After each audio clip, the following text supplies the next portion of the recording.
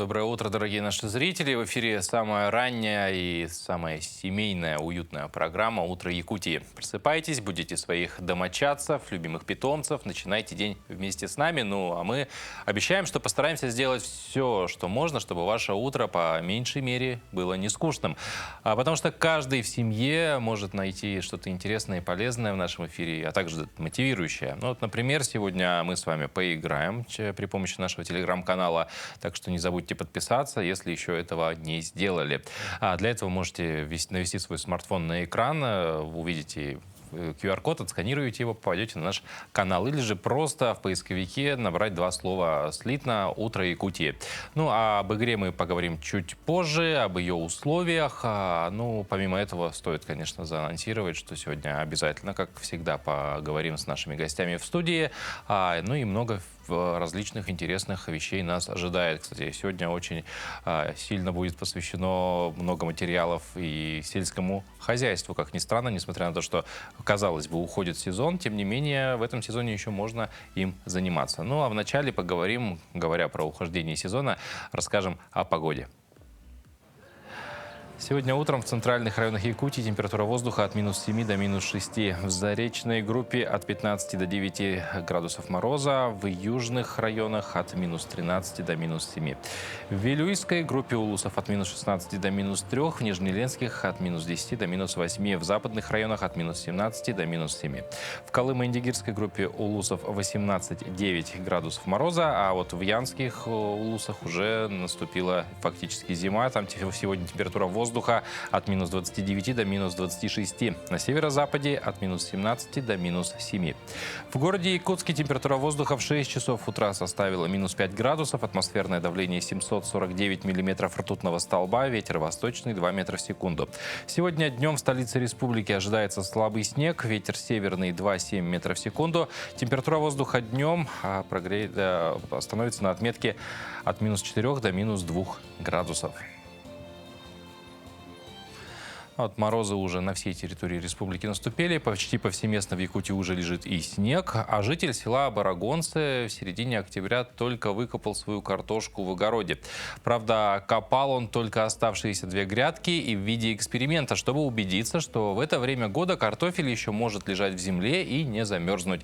До этого огородники-экспериментаторы укрывали грядки ботвой. Как видим на фотографиях и на видео, картофель не замерз, а клубни крупные, урожай хороший, с 2 грядок. Якутяне, к слову, всегда отличались любознательностью и склонностью к различным экспериментам.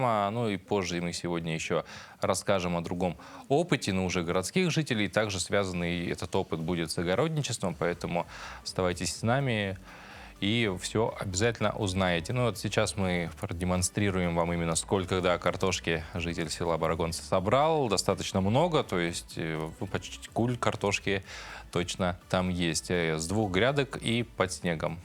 Чудо, я по-другому это назвать не могу.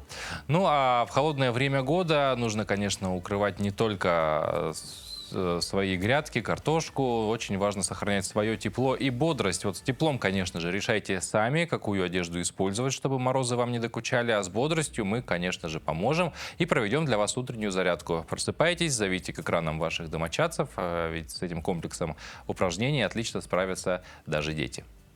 Доброе утро, республика! Меня зовут Евгения. Это мои ученицы клуба «Бриллианты Туймады». Давайте начнем этот день вместе с нами, с нашей небольшой разминки. Ноги на ширине плеч. Делаем глубокий вдох, выдох и вдох, выдох и вдох, выдох. Последний раз вдох, выдох.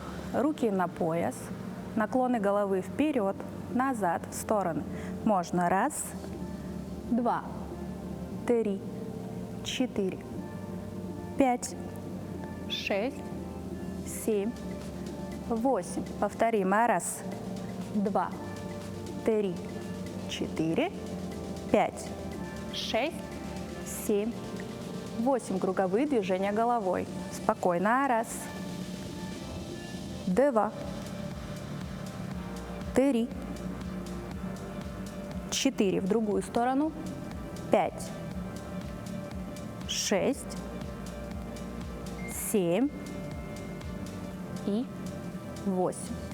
Правую руку положим на голову, наклон вправо, растягиваем мышцы шеи, небольшим нажатием на голову. 1, 2, 3, 4, 5, 6, 7. Смена руки. Левая рука. 1 нажимаем, 2, 3, 4, 5, 6, 7, 8. Руки сложили в замочек, завели за голову, наклон головы вперед, небольшим нажатием тянем вниз. 1, 2, 3, 4, дышим 5, 6, 7, выросли. Руки вдоль туловища, поднимаем плечи наверх. 1, 2, максимально 3 наверх, 4, 5, 6, 7, 8. Круговые движения плечами назад. 1. Хорошенько собираем лопатки сзади. 2. Выводим вперед плечи. 3, 4. Вперед. 5, 6, 7, 8. Руки в стороны. Ладошки в потолок. Разворот рук. Вперед. 1. Вернули в исходное. 2. Еще 3, 4 и 5, 6, 7, 8. Круговые движения от локтя. 1. Вовнутрь. 2, 3, 4, 5, 6, 7, 8. На этом у нас все. Повторяйте этот комплекс и будьте здоровы. Ну, а для поднятия настроения и азарта, как и говорили ранее, мы предлагаем сыграть в игру. Ответить на вопрос в нашей утренней викторины.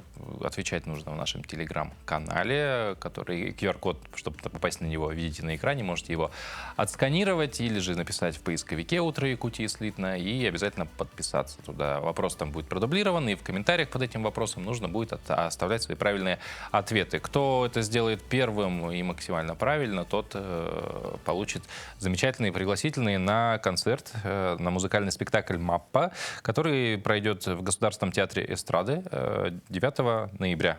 Причем очень хорошие места, прям в первом ряду. Я думаю, стоит за это напрячь свои извилины и, конечно же, быстрее всех и правильнее всех ответить на вопрос. Ну, а вопрос следующий, так как мы сегодня будем много говорить про овощи, про садоводство и так далее, а вопрос тоже связан, конечно же, с одним из самых наших любимых и распространенных овощей, которые мы употребляем, это помидоры. Вот долгое время помидоры считались ядовитыми. Если быть точнее, то до 1763 года. Причин для этого было множество, но на практике это особо подтвердили испанцы. Вот что же подставило этот полезный и на самом деле безвредный продукт? Как я и сказал, победитель получит от нашей редакции пригласительные билеты на 2 персоны на музыкальный спектакль театра эстрады «Маппа», который 9 ноября состоится. Пишите свои варианты в нашем телеграм-канале под постом с вопросом, а итоги и правильный ответ мы объявим в конце эфира. Я вам желаю удачи, желаю, чтобы ваши познания оказались самыми верными. Ну а мы передаем слово нашим коллегам из информационной службы. Они расскажут о последних новостях.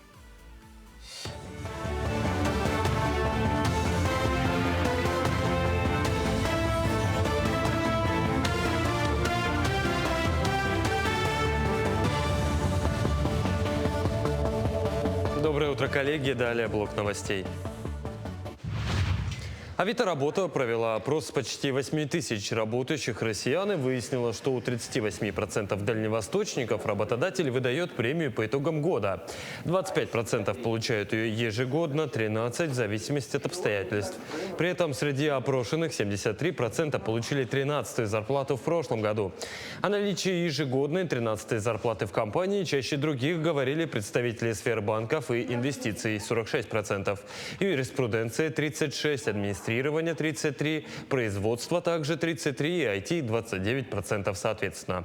О том, что в их компаниях нет практики премирования в виде 13-й зарплаты, чаще других говорили представители сегментов традиционной торговли 67%, образования и науки 64% и транспорта и логистики 61% соответственно. Финансирование мероприятий по обращению с животными без владельцев планируется увеличить в Якутии и довести более чем до 100 миллионов рублей. В парламенте рассматривается проект закона с изменениями в региональный закон о наделении органов местного самоуправления отдельными госполномочиями по обращению с безнадзорными животными. По словам специалистов, методика финансирования была принята еще в 2014 году, и после принятия летом регионального закона об установлении порядка деятельности по обращению с животными без владельцев и определении перечня мероприятий, она подлежит доработке.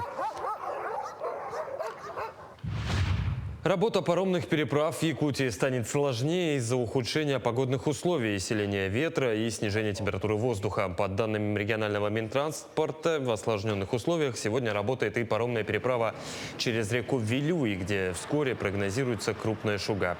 Перевозки здесь будут выполняться в зависимости от обстановки, ну а на переправах через реку Лена по направлениям Якутск-Нижний Бестях, Качекаце-Махсоголоха и Кангаласы-Сотинцы перевозки на паромах планируют завершить в период с 18 по 22 октября.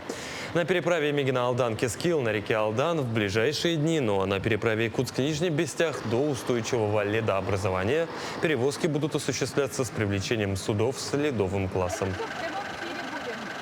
Паромная переправа продолжает работать. Имеются договоренности, уступки и все остальное. Поэтому мы будем ходить и отталкиваться от метеоусловий. Потому что мы наблюдаем то, что отсутствие льда, снега и всего остального, летний режим сохраняется. Тарифы сохранились летние, да, абсолютно верно. 950 самая дешевая единица у нас. Все осталось на том же уровне, как и летом. Также, согласно расписанию, мы начинаем с 5, с 5:30, с одного берега и с другого. Почти по всей территории Якутии установился постоянный снежный покров. На этой неделе на северо-востоке республики ночью похолодает сразу до минус 30. В южных районах синоптики прогнозируют метели с порывами ветра до 15-20 метров в секунду. Наибольшая высота снега сейчас отмечается в Нерюнгринском, Кобейском и Нижнеколымском районах. Это 25-35 сантиметров. В центральных и южных районах сохранится облачная погода с небольшим снегом. При этом температура воздуха будет близка к норме. На этой неделе серия циклонов будет проходить через Колымо-Индигирские районы. На северо-востоке ожидается снежная погода. Ну а в микрорайоне Звездный продолжается тем временем переход от временных схем тепло-, электро- и водоснабжения к постоянным. Крупнейшая в республике котельная, построенная для микрорайона, уже работает в тестовом режиме. С 1 декабря объект начнет обеспечивать теплом все дома. По словам главы Якутии Айсена Николаева, проблем с электроснабжением не было, как и с водоснабжением. Единственный вопрос, требующий решения, это канализация. Переключение септиков на постоянную схему запланировано на конец года, хотя изначально работы планировались на 25-й, но по просьбе властей были ускорены.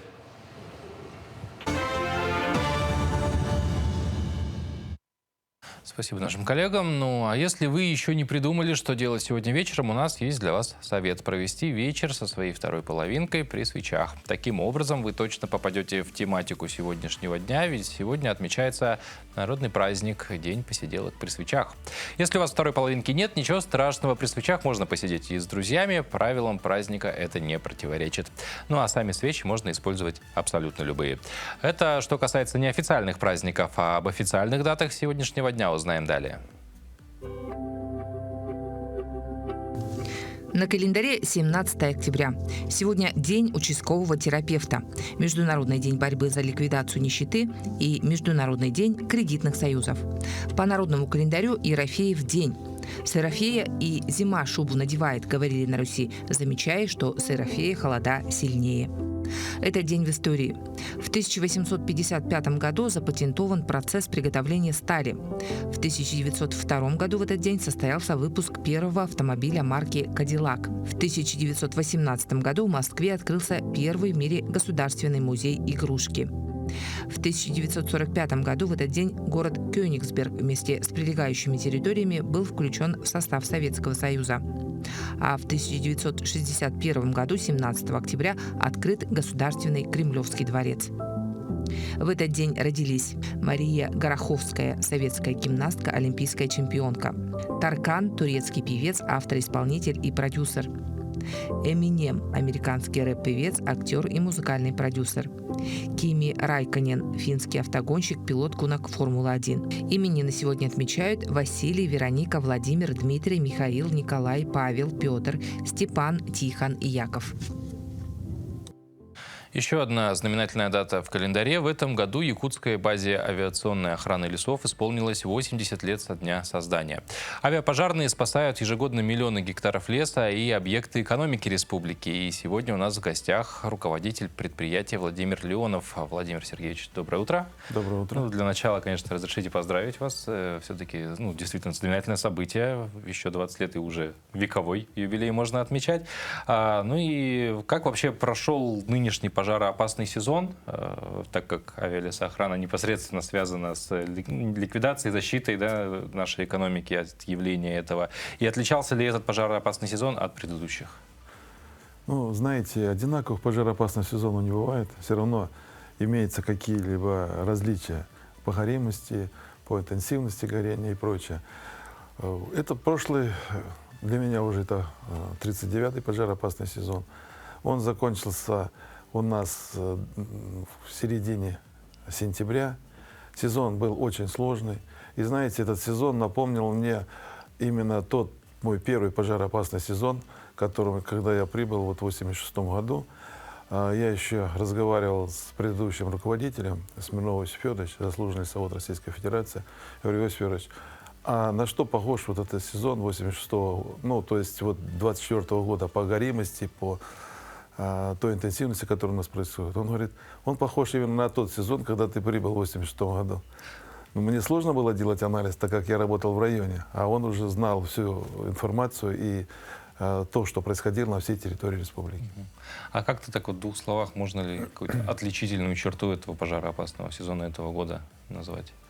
Ну, знаете, он как начался в начале мая, и практически без перерыва продолжался весь пожароопасный сезон. Есть сезоны, когда, скажем так, волнообразно идут.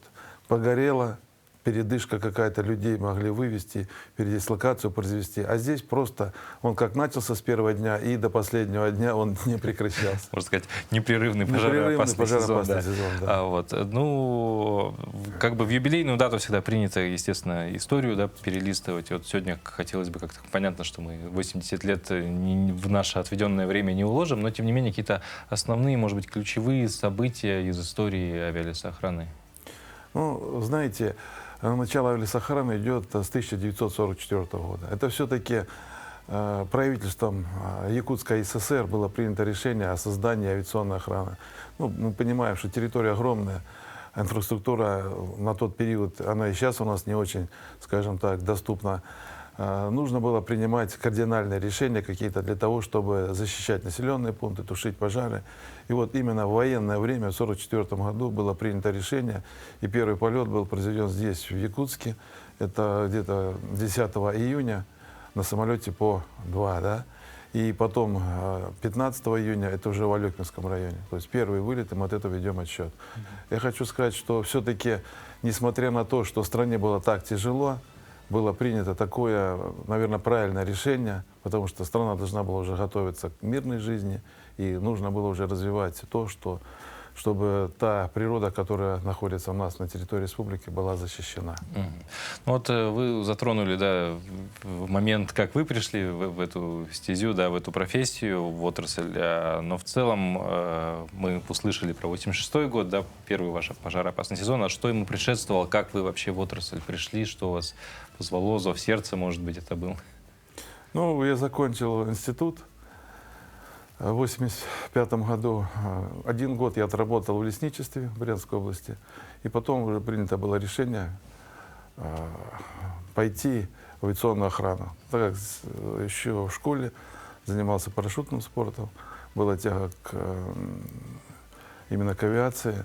Но и у меня был один товарищ, который работал в Иркутской авиабазе. Он уже как раз на тот момент был летчиком-наблюдателем и предложил пойти работать в эту службу. Я должен был пойти в Иркутск. В тот момент в Иркутске не было вакансий, и попал в Якутию. Так получилось. Здорово. Ну и еще такой, да, момент, что, ну, все-таки авиалесоохрана — это большая часть, да, это пожарные парашютисты, то есть люди, борющиеся огнем, умеющие прыгать с парашютом. И насколько знаем, что, ну, какое-то, так, может быть, ощутимое количество пожарных парашютистов отправились в зону СВО. И в связи с этим есть ли сегодня какая-то нехватка кадров в авиалесоохране? Ну да, к сожалению, наши работники сейчас участвуют именно в военной операции. Кстати, они себя зарекомендовали довольно-таки очень хорошо по отзывам и командиров, потому что нам приходится общаться с этими парнями. Да? Это люди, которые приспособлены к тяжелым условиям.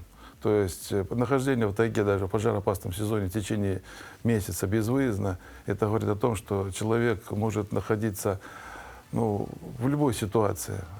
Какой бы, это не тот специалист, которого вы взяли с офиса, из-под компьютера и отправили выполнять вот эту задачу. Эти люди наиболее приспособлены. У нас ребята уже есть и награжденные государственными наградами. Что касается, значит, вакансий, то у нас на сегодня все вакансии заняты. Но в следующем году у нас планируется увеличение численности, порядка 150 человек. В течение 2 лет следующих мы должны открыть 5 новых отделений. То есть мы заходим уже в арктическую зону. И тем самым, конечно, нам потребуются кадры. А кадры нам нужны. Это молодые, здоровые, физически крепкие ребята, которые будут выполнять вот эти задачи, которые стоят у нас по охране природы. Ну и продолжая про ребят, которые вам нужны, а как эти ребята могут к вам попасть, через какие входы-выходы, по каким каналам связи, может быть? Ну, это ребята должны быть именно те, которые отслужили в армии, физически крепкие, которые не боятся именно выполнять вот такие задачи, как прыжок с парашютом. Ну, я бы хотел сказать, что прыжок с парашютом — это лишь средство доставки. Основная работа — это на земле. То есть это как на машине приехать, как на пароходе, на лодке. Ну, а здесь у нас немножко другая специфика. Это при выполнении патрульного полета они высаживаются к месту тушения пожара и выполняют эту работу. То есть выйти с самолета — это самое легкое, то, что им предстоит. По сути, прыжок с парашютом — это просто выйти из самолета. Да. Разновидность выхода из самолета, можно сказать так. А есть ли, может быть, какие-то учебные заведения, да, где готовят специалистов именно по вашего профиля? Мы сами готовим. У нас свой учебный центр специалистов. Это парашютист пожарный, десантник пожарный, инструкторский состав. Мы готовим сами для себя. Если есть необходимость, готовим для других регионов. Вот, в частности, мы по Сахалину готовили, и другие к нам обращались. То есть здесь проблем мы не видим. Главное, чтобы были люди, а уж отучить мы их отучим. И желание у людей. И желание у людей, и именно желание охранять природу. Ага. Ну, завершая нашу беседу, еще раз поздравляю с юбилейной датой, поздравляю также в вашем лице и всех сотрудников авиалесоохраны. И последний вопрос, он уже как бы не связан с темой как таковой, но есть такая традиция, мы спрашиваем у гостей, как начинается их утро. Вот ваше утро как обычно начинается? Но если это утро пожароопасного сезона, оно начинается с анализа лесопожарной обстановки. То есть там берется все, что произошло за предыдущий период, все картографические материалы, спутники, анализ газопеленгации и все остальное, где будем тушить, что изменилось. Но сейчас уже пожароопасный сезон закончился, то есть утро начинается, скажем, с чашечки кофе, и опять же анализ, то, что сгорело, то, что предстоит нам выполнить, подготовка, отчеты. Сейчас у нас идет именно задача наша подготовить материалы по предыдущему вот этому пожароопасному сезону и отчитаться уже перед Москвой, перед республикой за нашу выполненную работу. Ну, Владимир Сергеевич, спасибо еще раз. Желаем вам, как бы это ни звучало, но в хорошем смысле поменьше работы, соответственно, чтобы и леса у нас поменьше горели. Ну и, конечно же, чтобы все было хорошо. Работа у вас опасная, и чтобы эта опасность проявлялась поменьше. Спасибо. Вот. Ну а для многих утро, да, начинается действительно с чашек крепкого кофе или не очень крепкого. Кто-то чай пьет. Вообще кофе бодрит, дает энергию, стимулирует работу мозга. Сегодня мы расскажем, как правильно готовить обычный растворимый кофе. Оказывается, несмотря на кажущуюся простоту, есть множество секретов в этом деле. Многие заливают растворимый кофе кипятком. Однако это распространенная ошибка. Напиток становится горьким и кислым. Чтобы сделать кофе вкусным, придерживайтесь следующих советов. Правильная температура воды. Дождитесь, когда вода в чайнике закипит, а затем дайте ей остыть до 90 градусов. Именно при такой температуре растворимый кофе раскрывает свой вкус. Наливайте молоко первым. Если вы любите кофе с молоком, добавьте его в чашку первым, а затем воду. Используйте необычные добавки. Лимон добавит кислинку. Кажется странно, но щепотка соли может сделать кофе менее кислым и горьким. Добавьте немного корицы в порошке или палочку. Вкус и аромат кофе заиграют по-новому. Правильное соотношение. Экспериментируйте с количеством кофе, чтобы найти идеальную концентрацию для вас.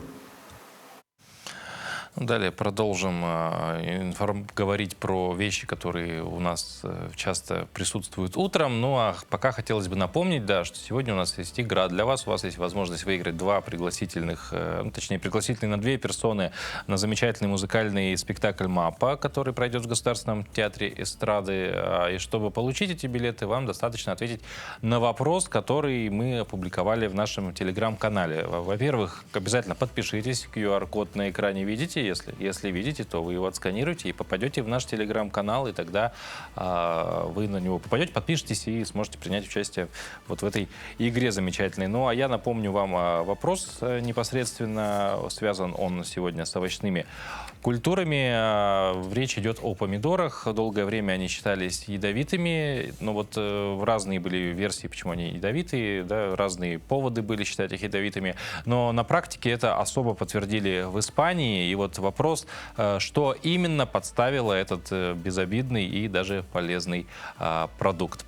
Вот. Мы принимаем на ваши ответы с 7 часов до 8 по якутскому времени во время прямого эфира. То есть, если время уже 8 часов давно прошло, то, конечно, мы ваш ответ увидеть не сможем, и, скорее всего, кто-то уже выиграл. Поэтому, если вы смотрите нас в прямом эфире, то у вас есть все шансы. Но мы продолжаем, да, заговорили про утренние вещи, кофе, чай и так далее. А те, кто вот сейчас, допустим, вместе с заваркой кофе намазывает себе масло на бутерброд, там, колбасу какую-то кладет, наверное, удивятся, узнав, сколько вообще видов хлеба, оказывается, существует. И вот в Нерюнгри отметили Всемирный день хлеба. В городской библиотеке, где собрались активисты движения «Активное долголетие», хлебу посвятили целый праздник. Давайте посмотрим, как нерюнгринцы проводят свой досуг одновременно весело и с пользой. Мероприятие прошло в преддверии Всемирного дня хлеба, который отмечается с 16 октября. Праздник собрал самых активных посетителей библиотеки. Хлеб – это прежде всего символ жизни, здоровья, красоты, мира и добра. Хлеб – это то, что каждому человеку очень дорого и нужно. Испокон веков хлеб был оберегом. Его давали воинам в дорогу, его давали молодоженам, его делили, этот хлеб, только с дорогими людьми. Кроме выставки хлебобулочных изделий, изготовленных предприятиями Нерюнгринского района, прошел и конкурс, собравший кулинарных мастериц, участниц проекта «Активное долголетие» и клуба «Еще не вечер», которые представили на суд жюри свою разнообразную выпечку и не только. Я так хотела угостить всех вареником. Вареники с картошкой, дачная картошка, вареники с салом и с луком жареные, со сметаной, с аджикой и с квашеными арбузами. Это украинское такое блюдо.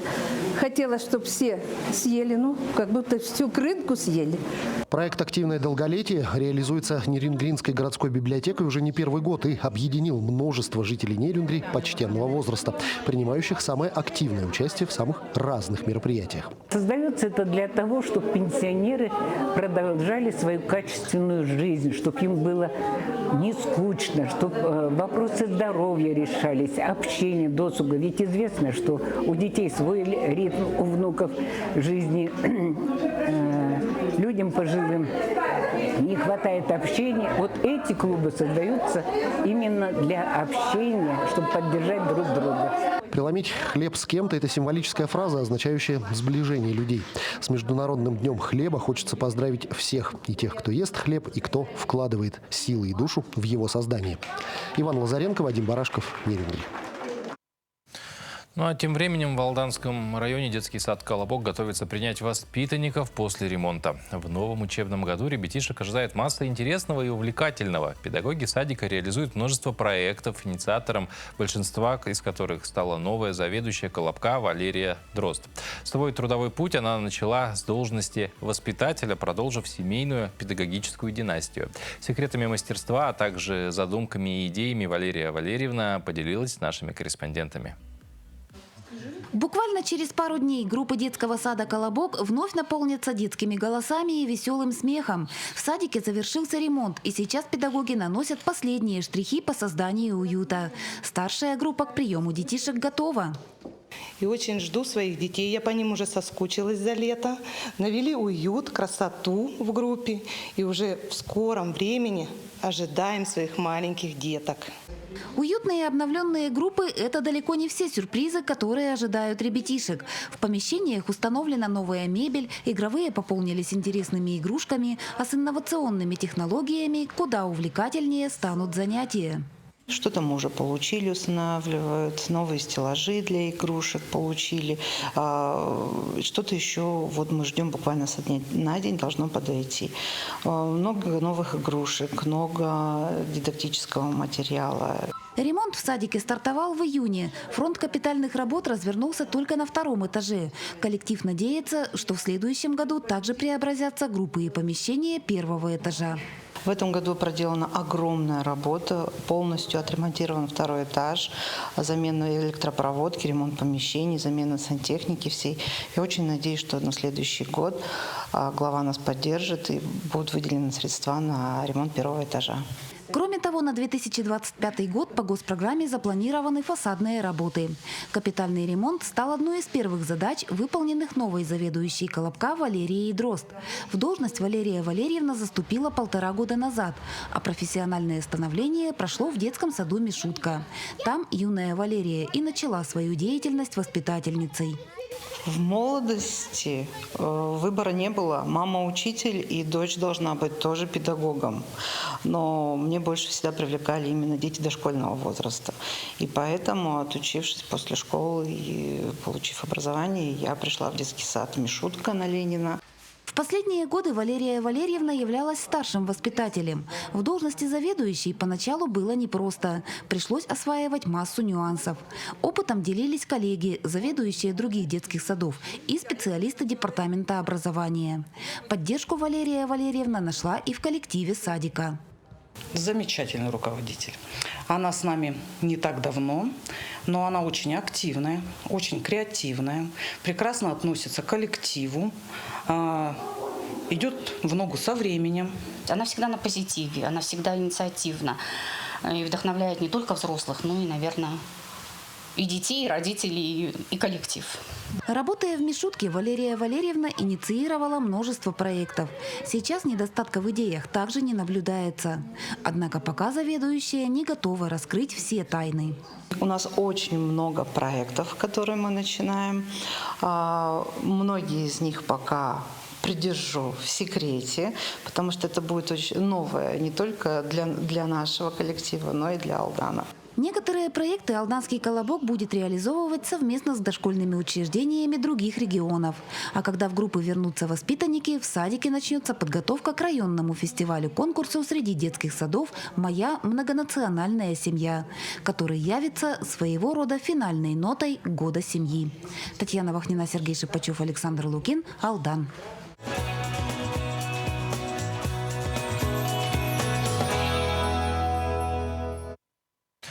Якутии встречаем сегодняшний день в кругу семьи, поэтому, если вы еще этого не сделали, всеми домочадцами собирайтесь перед экранами и заряжайтесь хорошей энергией, которую мы вам несем, чтобы ваш день прошел замечательно.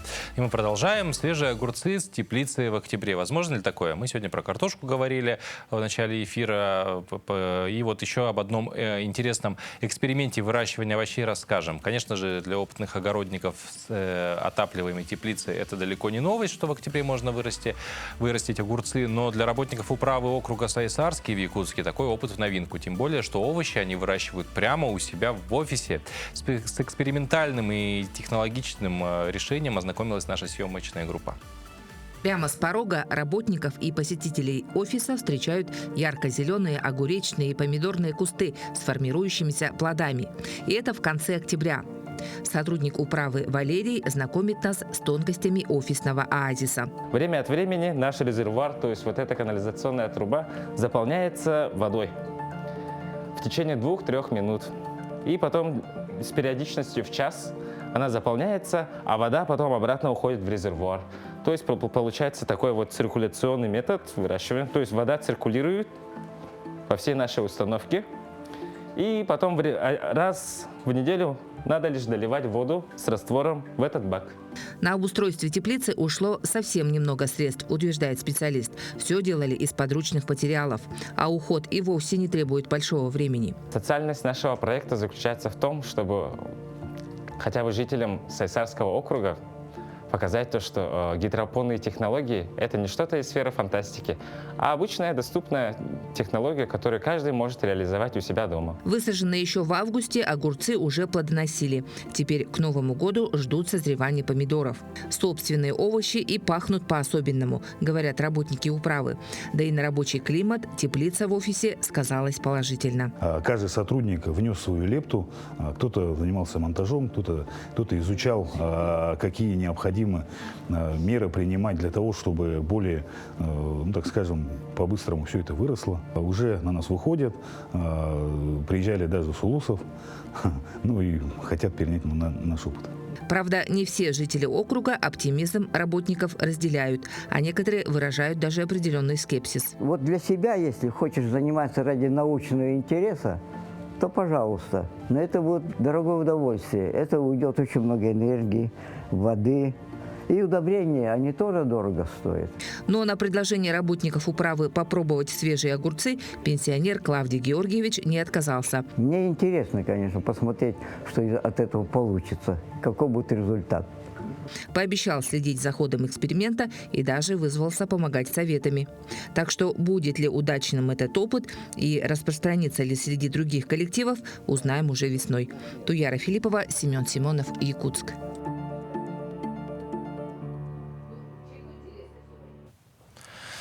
Вот сейчас почему-то, пока мы смотрели про теплицу, в нос ударил вот какой-то, ну, видимо, иллюзорный, но тем не менее запах свежих огурцов и помидоров. Ну и вот как-то вообще летом запахло. И давайте сейчас вместе помечтаем о лете, ведь всегда так бывает. Летом хочешь снега, а когда становится холодно, выпадает снег, уже начинаешь скучать по теплу и цветам на лугу. Поэтому предлагаю сейчас переместиться в Китай, где в это время года цветы клеомы окрасили в розовый цвет поля Гуйлюня.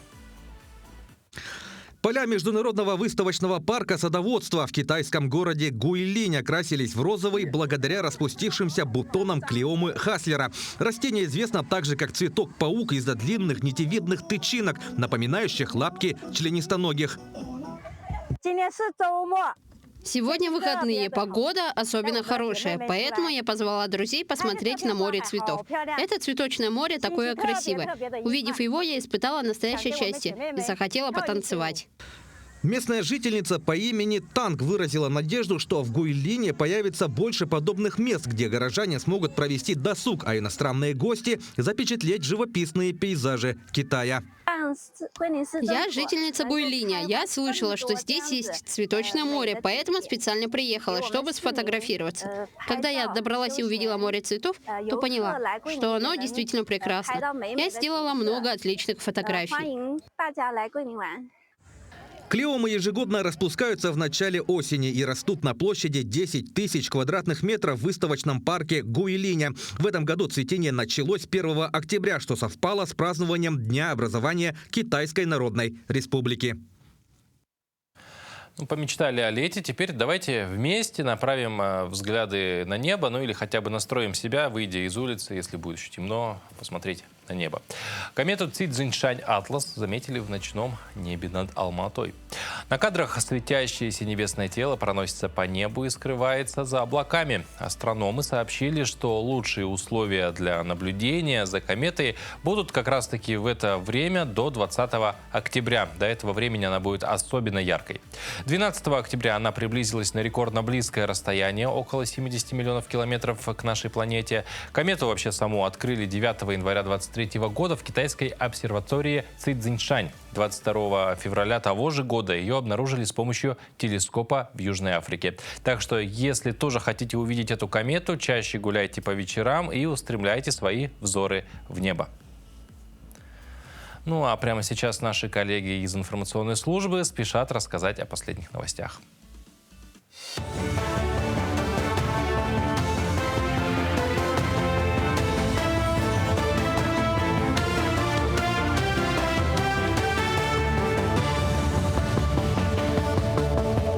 Мы продолжаем рассказывать о самых заметных событиях в республике, стране и мире.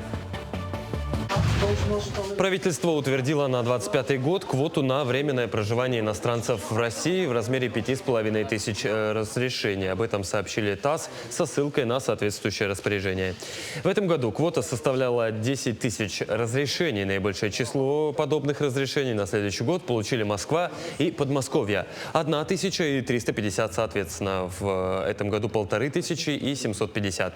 Квота для Санкт-Петербурга сокращена с 300 до 200 разрешений. Татарстан и Башкирия вместо 250 получат только 100. Квота, напомню, определяется на основе поступивших от регионов предложений, которые подготавливают по итогам анализа миграционной ситуации и экономического положения.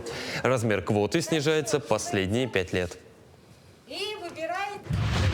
Презентация международного проекта «Образовательный диалог. Наше общее будущее», направленного на развитие международного сотрудничества в области образования, прошла на площадке Ярославского государственного педагогического университета имени Ушинского. Об этом сообщили в пресс-службе вуза. В онлайн-презентации приняли участие педагоги, ученые, эксперты в сфере образования из стран Азии, Европы, Африки и Латинской Америки. По словам первого заместителя министра просвещения России Александра Бугаева, с целым рядом стран Россию объединяет общая система традиционных ценностей, которые формировались веками и во многом схожи, вне зависимости от разнообразия культур, религий и традиций. В Якутии беспилотная авиация выполнила 46 демонстрационных полетов и доставила 150 килограмм груза. Об этом сообщил глава Якутии Айсан Николаев. Так, в эти дни в горном районе впервые провели пробные полеты беспилотным воздушным судном БПЛА. Перевез тогда малогабаритный груз из села Бердикистях в село Кептин. Дальность полета составила 150 километров. Жители отдаленного Наслега получили посылки в целости и сохранности. По словам главы региона, сейчас ведется работа по переходу от экспериментального использования беспилотников к более практическому их применению. Накануне в Якутске стартовал второй этап молодежного технологического форума инженерных решений. Первый подобный этап прошел в начале сентября и включил в себя 7 модулей, направленных на предоставление новых знаний, практических и научных навыков для поддержки разработки инженерных решений и их последующей презентации.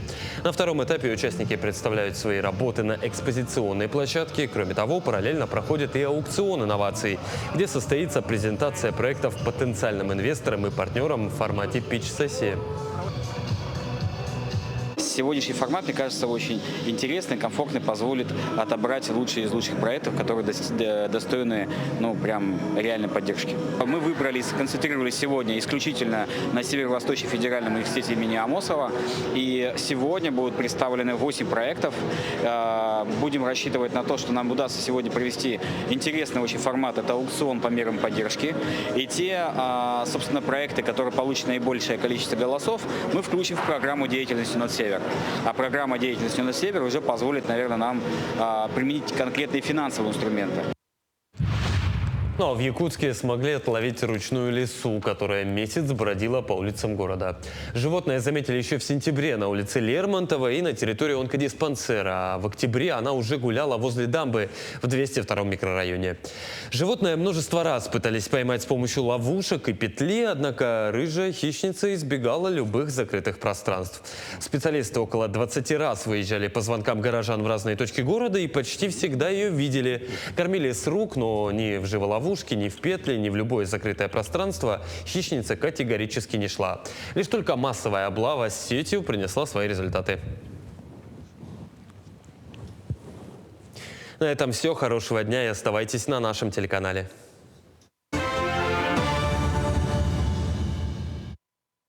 Ну, новости в начале дня для большинства из нас это неотъемлемая часть утра, и все мы хотим, конечно, чтобы новости были добрыми, ну и в том числе переживаем и ждем вестей из зоны СВО. Сегодня у нас в гостях волонтеры, те, с чьей помощью наши братья, отцы, сыновья приближают победу. Это Светлана Архипченко, руководитель волонтерского движения «Добровольцы», координатор регионального отделения Народного фронта, и Тимофей Васев, координатор молодежного крыла Народного фронта. Доброе утро. Доброе. Ну, с какими новостями, раз вот так мы начали именно с новости, да, ждем хороших, с какими новостями к нам пожаловали сегодня? Ну, кто сначала? Ну, мы хотели бы рассказать о своем волонтерском движении. Мы уже работаем 1,5 года в этой сфере и как бы занимаемся. Основное у нас волонтерское движение – это изготовление маскировочных сетей на СВО. И также у нас как бы опорные пункты по гуманитарной помощи. То есть мы собираем полностью все посылки ребятам, работаем с опорными пунктами всех тех регионов. И как бы, постараемся помочь нашим ребятам. Ну, знаем, что движение большое, да, количество волонтеров. Да, у нас 51, на сегодняшний момент у нас 51 филиал, и у нас более 1000 волонтеров. То есть как в каждом филиале это как минимум 10, от 10 до 20 волонтеров. Но я еще предположу, что 51 филиал, он еще и каждый в разных населенных пунктах. Да, у нас 6 в районах. У нас это и Тампунский район, Тополиный, Усть-Алданский район, Чурапча, Мегино-Кангаласский улус, у нас лидер, у нас Житай.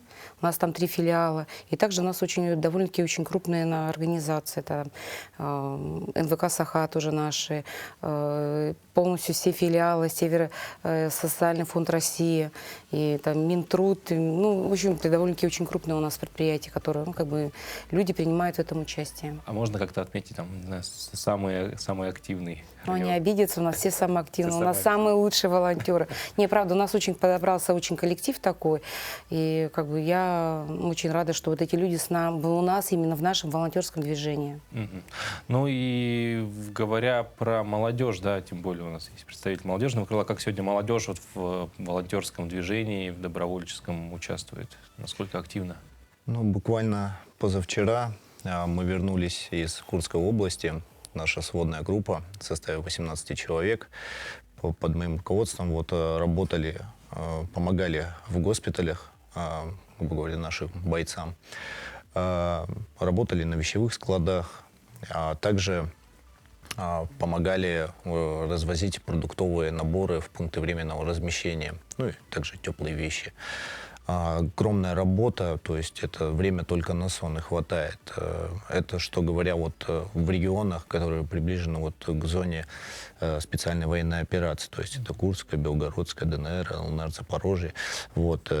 Там тут постоянно на большой основе работают активисты молодежного крыла Народного фронта. Здесь же в регионе мы стараемся уделять большое внимание пожилым людям. Это также идет работа по работам с семьями СВО. Буквально вчера помогли 2 семьям. Приехали просто какие-то по дому дела закрыли, можем их так назвать. То есть это каждый день, это новая задача, новая включенность во что-то, и прям от всего сердца мы готовы помогать. Какое-то, может быть, обучение для людей еще проводится именно для волонтеров потенциальных или уже тех, которые хотят стать волонтерами, особенно для тех, кто работает в приграничных территориях? Конечно же, благодаря Народному фронту, а также подразделению «Архангел», то есть для ребят, волонтеров в тех регионах, мы организовываем обучение тактической медицины, то есть это идет направление «Стоп-кровь». Каждый из представителей Народного фронта проходит так называемую тактическую медицину, то есть это и на форумах стараемся этому время уделять. Ну и, конечно же, те ребята, которые работают там, ну и вообще, они должны быть психологически подготовлены к этому. То есть потому что раз на раз, да, как бы тоже люди бывают разные, то есть и на провокации в нашем деле это прям, нельзя подвергаться им. И Ну, как-то так тут. Ну, а в целом, какая сегодня помощь требуется тем, кто находится в зоне проведения специальной военной операции? Конечно же, огромная вообще поддержка и помощь — это вот благодаря народным полкам, то, что закрываются определенные направления, то есть бойцам нужны вот маскировочные сети, теплые костюмы. Кстати, вот тоже благодаря Почте России и тому, что вот представители народных полков в швейных цехах своих шили костюмы флисовые, теплые. Они пришли в Курскую область, и мы нашим бойцам с республики, вот, и, ну и, конечно же, представителям других вооруженных формирований, да, наших бойцов мы отвезли флисовые костюмы. Ребята так обрадовались. Просто такая поддержка. И главное, что шьют их с любовью. То, что вот на каждом костюме есть георгиевская ленточка, и идет с собой в каждом костюме иконка. То есть это прям бойцы прям со слезой. Прям, да, вот я даже могу вот рассказать, что боец вот с позывным «Вулкан», он прям просто был в негодовании, просто вот в таком ошеломлении, что да, действительно через всю страну, благодаря Почте России, все пришло к ним, и мы, как активисты молодежного крыла, просто привезли им вместе с медикаментами в госпиталь. Да, это такие истории, они как минимум трогают, да, когда ты участник всего этого, это, наверное, еще больше ощущений. Но мы поговорили о том, что нужно тем, кто в зоне проведения специальной военной операции. Другой вопрос, и говоря про координацию работы волонтерских движений, что нужно сегодня волонтерам, какая может быть помощь? Ну вот я как раз и занимаюсь обеспечением, да, как вот Тимофей сказал, что у нас есть свои швейные цеха, мы здесь отшиваемся и как бы ребятам отправляем. Не только на СВО, но также в госпитале, взаимодействием с опорными, там, с Ростовом, и как бы мы стараемся помочь нашим ребятам. Вот. И, ну, что мы нуждаемся? Мы, конечно, нуждаемся в расходных материалах, в тканях, в фурнитуре, в сетях мы работаем. Мы работаем напрямую с поставщиками, да, с производителями сетей, с производителями там, того же спанбонда и вот со всеми оптовыми большими крупными организациями. Ну вот говоря про потребность, вот опять же, в материалах и так далее, если вот сейчас кто-то нас смотрит, у кого-то появляется непреодолимое желание, но сам волонтером стать не может по тем или иным причинам, но вот готов там как-то материалы помочь. Пожалуйста, у нас есть 3 крупных штаба: Короленко 6, Аржакова и у нас Житай, Северная 35.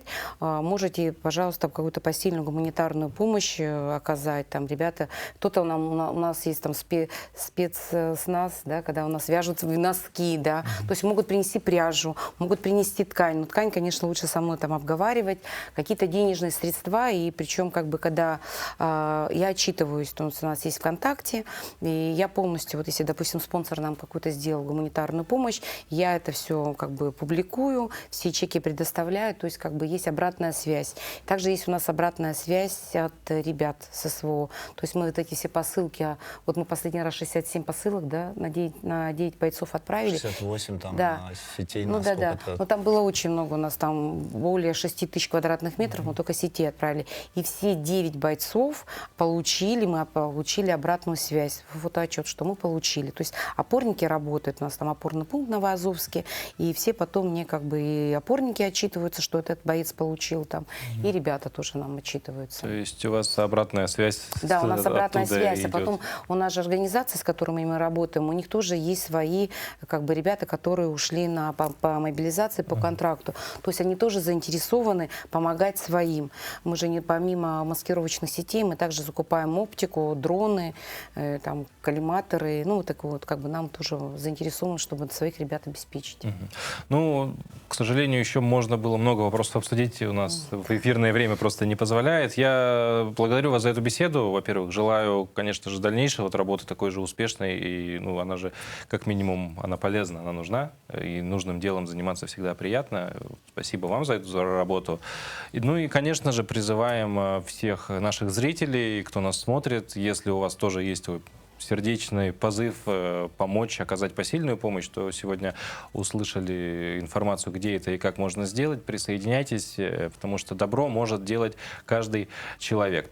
Еще раз спасибо. Благодарим вас, что нас пригласили. Вот. Ну а мы, как в начале программы, начинали игру для вас, дорогие телезрители. Главным призом, который было пригласительное на 2 персоны на музыкальный спектакль «Мапа», который в Театре эстрады пройдет. Задавали мы вопрос касательно помидоров, которые долгое время считались вредными, точнее даже ядовитыми. Это было до 1763 года. Причин было множество, разных абсолютно, но в Испании это подтвердили на практике. Были моменты, когда подтверждалась на практике ядовитость помидора, но все было не так однозначно. Что же, подставило этот полезный и безвредный плод? Мы открываем комментарии в Телеграме, видим, что вы умеете пользоваться различными поисковыми сервисами и копировать текста. Но, тем не менее, первее всех, во всяком случае, загаданное нами было озвучено в комментарии Марии, потому что многие сказали, посуда из олова. Нет, использовалась в Испании. Аристократы использовали посуду, которая была покрыта эмалью, а эмаль сделали тогда с применением свинца. Свинец, взаимодействие с кислотными какими-то веществами, он выделялся. А помидор, как мы знаем, это достаточно кислый плод. И вот кислота помидора высвобождала свинец, он попадал в еду. И аристократы в Испании, едя помидоры из этой посуды, они естественно, отравление свинцом происходило. Поэтому, Мария, мы с вами свяжемся, скажем, как забрать ваш пригласительный на музыкальный фестиваль. Остальным желаем хорошего дня. У нас еще впереди всегда много-много игр будет, и не одна. Вы всегда успеете поучаствовать и победить. Желаем вам отличного настроения, хорошего дня, конечно же, чтобы сегодня с улыбкой все это прошло. А учитывая, что наша программа такая вся семейная, то и чтобы семья ваша была тоже радостна. До встречи, до завтра.